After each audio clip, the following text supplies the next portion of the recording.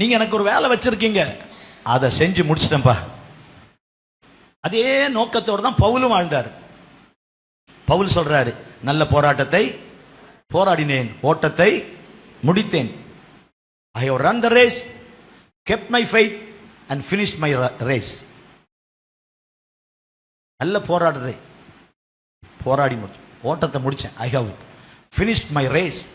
Jesus said, I have finished. And Paul said, I have finished.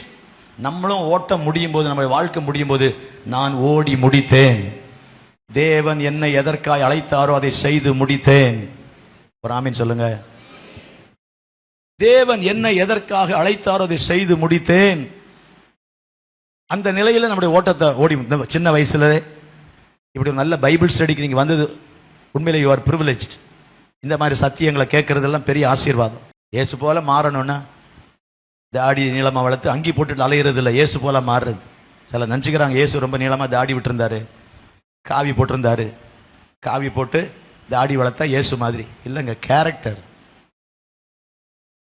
Character அவரை போல எல்லாவற்றிலும் நம்ம மாற வேண்டும் என்று அவர் விரும்புகிறாரு. கர்த்தர் நம்மை மாற்றணும். இப்போ இந்த 5வது நோக்கம் என்ன? முதல் நோக்கம் அவருடைய மகிழ்ச்சிக்காக, 2வது நோக்கம் அவருடைய குடும்பத்துக்காக. நம்மள ஒரு குடும்பத்தில் கொண்டு வராரு. அந்த குடும்பம் தான் என்னது? அந்த குடும்பம் தான் என்னது? சபை, சர்ச் தான் நம்முடைய குடும்பம். ஒரு பிள்ளைக்கு ஒரு வீடு வேணும்ல, பிள்ளை பிறந்த பிறகு வீடு வேணும்ல, அந்த வீடு தான் church. Church is the family. So God created, ஆண்டவர் படைத்தது ஃபார் ஹிஸ் ஜாய், அவரை சந்தோஷப்படுத்துறதுக்கு. அதுக்கு என்னெல்லாம் செய்யணும் பார்த்தோம், வர்ஷிப்பு அதெல்லாம் பார்த்தோம். 2வது பர்பஸ், இருக்கிற 40 பாடங்களை 5 செக்ஷனாக பிரித்து 5 டைட்டில் கீழே வருது, 5 நோக்கங்கள் கீழே வருது, 5 பர்பஸஸ் அவருடைய சந்தோஷத்துக்காக. அப்போ எது அவருக்கு சந்தோஷம், எது அவரை சந்தோஷப்படுத்தும், அதெல்லாம் பார்த்தோம். அடுத்து அவருடைய குடும்பத்துக்காக. அப்போ குடும்பம்னா சர்ச். எனக்கு சபை தரிசனம் எல்லாம் கிடையாது, சர்ச் எல்லாம் ஒன்று தேவையில்லைங்க, நாமே திருச்சபை, நமக்கு எதற்கு இன்னொரு சபை? நீங்கள் தேவனுடைய ஆலயம். அப்ப நான் தேவனுடைய ஆலயம்னா ஆராதிக்கிற இந்த ஆலய கட்டிடம் தேவையில்லையா? நூதன சீஷனா இருக்காத அப்படிங்கிறார் ஆண்டவர். B balanced. I am created for his family. ஒரு குழந்தைக்கு அப்பா அம்மா அண்ணன் தங்கச்சி மாமா சொந்தம் எல்லாம் இருந்தாங்க. அங்கதானே பிள்ளை வளருது. எல்லார்ட்டையும் பழகணும், பேசணும், கேரக்டர் டெவலப்மெண்ட் வரணும். குழந்தை ஒரு வீட்டில் வளர்ற குழந்தைக்கும் ஒரு ஹாஸ்டலில் வளர்ற குழந்தைக்கும் வித்தியாசம் இருக்கா இல்லையா? யோசிப்பார். ஒரு ஹாஸ்டலில் வளர்ற குழந்தைக்கும் ஒரு வீட்டில் வளர்ற குழந்தைக்கும் பேரண்ட்ஸுடைய பராமரிப்பில் வளர்ற குழந்தைக்கும் எவ்வளோ டிஃப்ரென்ஸ் இருக்கு. தேவனுடைய மகிழ்ச்சிக்காக, தேவனுடைய குடும்பத்துக்காக. ஸோ குடும்பம் என்பது சபை.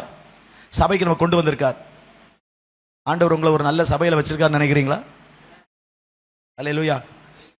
இல்லை, நம்மளுக்கு நல்ல அருமையான சத்தியங்களை சொல்லி கொடுக்குறாரு. சபையில் இருப்பது பாக்கியம். ஆமீன் சொல்லுங்க. நமக்காக ஜெபிக்க ஒருத்தர் பார்த்தோம் பாருங்க, முகம் வீங்கி இருக்கு, எல்லாரும் ஜெபம் பண்ணுவோம். சிலர் வீட்டில் போய் ஜெபம் பண்ணுவீங்க, சிலர் ஃபோன் பண்ணுவீங்க. சொந்தக்காரங்க செய்வாங்களா? இப்போ சபையில் வந்த உடனே பாருங்க, நமக்கு 10 பேர் ஜெபிக்க, நம்மளை விசாரிக்க. ஒருத்தர் ஆஸ்பத்திரியில் இருக்கிறாங்கன்னு சொன்ன உடனே 10 பேர் போய் பார்க்க போறாங்க. ஒருத்தர் வீட்டில் உடம்பு நல்லா இல்லைன்னு போய் பார்க்குறாங்க. ஒருத்தர் வீடு எரிஞ்சு போச்சு, ஏதாவது கொடுப்போம். இதெல்லாம் சபை. அப்போ சபை நமக்கு அவசியம். அதுக்கு தான் ஆண்டவர் நம்மளை வச்சிருக்கார் சபை. 3வது, கிறிஸ்துவை போல மாறணும். Character development. கொஞ்சம் கொஞ்சமா இயேசுவை போல, இயேசுவை போல சுவாபங்கள் கொஞ்சம் கொஞ்சமா இயேசுவை போல. அதுதான் அவருடைய பிரதான திட்டம்.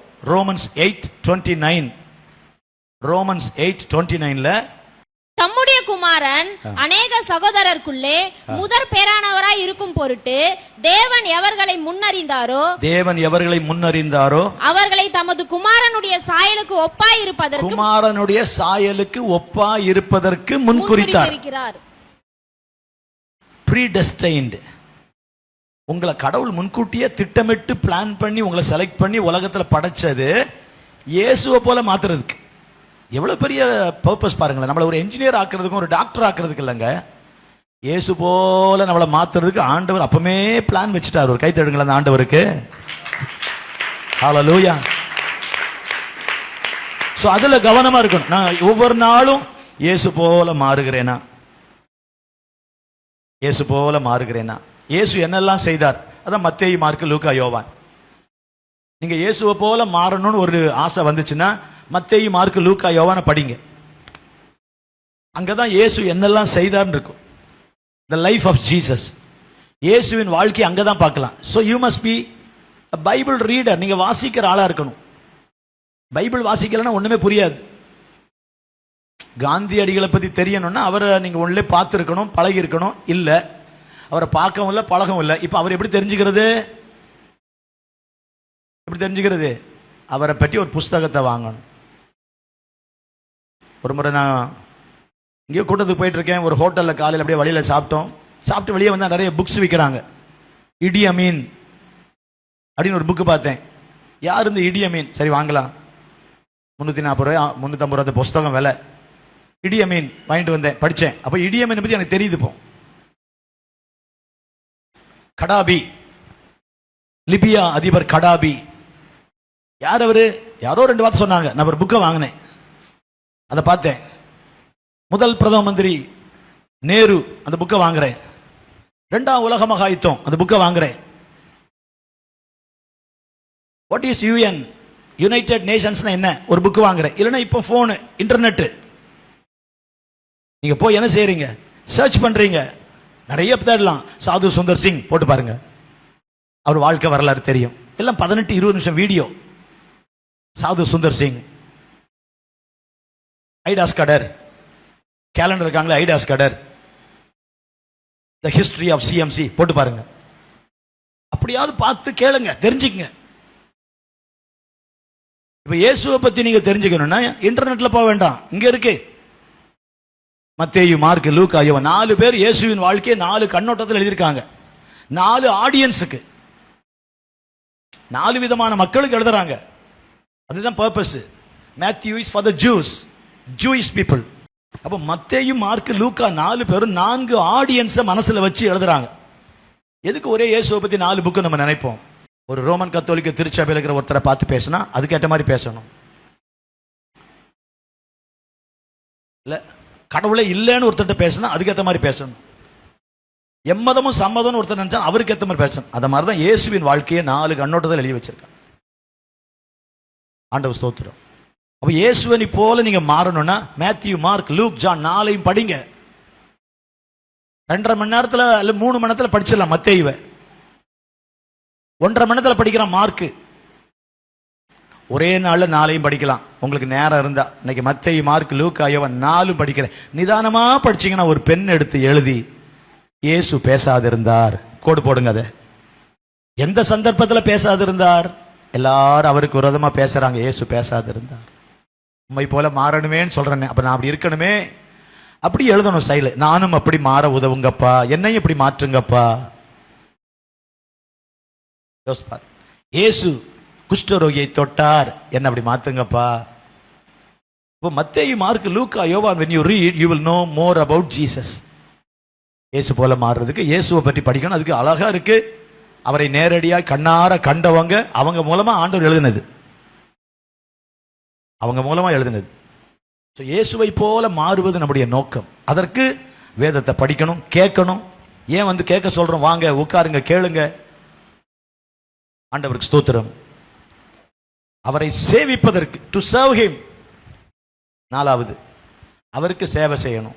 அவருடைய மகிழ்ச்சி, அவருடைய குடும்பம் அவரை போல மாற அவருக்கு சேவை. நம்ம எல்லாரும் சேவை செய்யறவங்க. இயேசு தன்னை சேவகனாய் அறிமுகப்படுத்தினார். ஐ கேம் டு சர்வ்ங்கிறார். ஐ கேம் டு சர்வ், நான் சேவை செய்ய வந்திருக்கிறேன். I came to serve, I have come to serve. நான் சேவை செய்ய வந்திருக்கேன். எனக்கு 10 பேர் சேவை செய்யணும்னு நான் வரல. நான் உங்களுக்கு சேவை செய்ய வந்திருக்கேன், ஜீவனை கொடுக்க வந்திருக்கேன். இயேசு போல மாறுவது என்பது யோவான் 3:16 அவர் ஜீவனை கொடுத்தது. 1 யோவான் 3:16 நாம ஜீவனை கொடுக்க வேண்டியது. ரெண்டையும் மறக்க முடியாது. John 3:16 what he has done. 1 John 3:16 what I have to do. John 3:16 யோவான் 3:16 அவர் செய்தது. 1 யோவான் 3:16 நான் செய்ய வேண்டியது. மறக்காதீங்க 2 வசனத்தையும். யோவான் 3:16 பக்கத்துல 1 யோவான் 3:16 எழுதுங்க. 1 யோவான் 3:16 பக்கத்துல யோவான் 3:16 எழுதுங்க. இன்டர்லிங்க்ட், பிரிக்க முடியாது. John 3:16 what he has done. 1 John 3:16 what I have to do. So I am created for a cause, for a service. இவ கடைசியா பார்த்தது என்னன்னா a special service. ஒரு குறிப்பிட்ட பணி, உங்களுக்கென்று எனக்கென்று ஒரு குறிப்பிட்ட பணியை கர்த்தர் வச்சிருக்கார். நான் இப்படி வந்து ஒரு ஊழியக்காரன் ஆகி மதுராந்தகத்தில் ஊழியம் செய்யணும் ஆண்டவர் அன்றைக்கே என் மேல ஒரு எழுதி வச்சிட்டார்.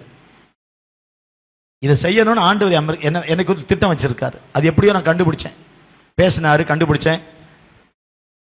கடைசியாக ஒரே ஒரு வார்த்தை சொல்றேன். எப்படி இயேசுவுக்கு உலகத்தில் பிதா ஒரு வேலையை வைத்திருந்தாரோ அதை போல எனக்கு ஒரு வேலையை வச்சிருக்காரு. அந்த வேலையை நான் செய்யணும். ஆமென் சொல்லுங்க. அந்த வேலையை நான் செய்யணும். அந்த வேலையை அதுதான் என்ன செய்ய வைக்கணும். அந்த பர்பஸ் தான் என்ன டிரைவ் பண்ணணும். அதுதான் பர்பஸ் ட்ரிவன் லைஃப்.